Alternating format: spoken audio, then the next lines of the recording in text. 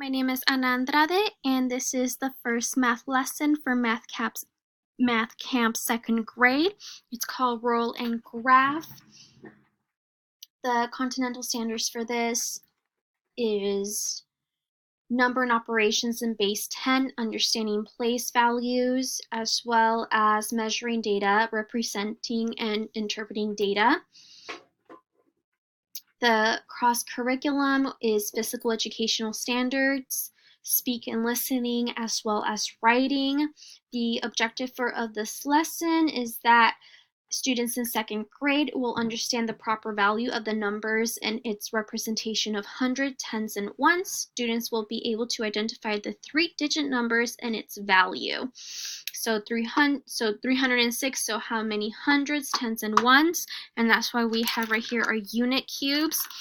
We would ask the students what this represents, which is the hundreds, then the tens, as well as the ones. And this would be done during RTI time. So this is the roll and graph. Students will have their dice, or their dice, and which has graham crackers, chocolate, marshmallows, and s'mores. They will roll it 10 times, so they will only roll the dice 10 times. That's it. And at the end of their rolls, they will see how many graham crackers they got, how many chocolates, and how many marshmallows, and then they would place the number of they would create the place values. So if they got 2 graham crackers, it will be 200. How many chocolates and tens, how many marshmallows and ones, and then they would create their number sentence in here. Or sorry, they would create their whole number. My bad. Their whole number. Thank you.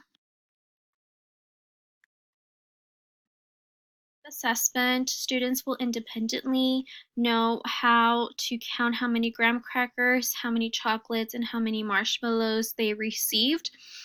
They will turn it into hundreds, tens, and ones, and they will write they will write the hundreds, tens, and ones as a whole number.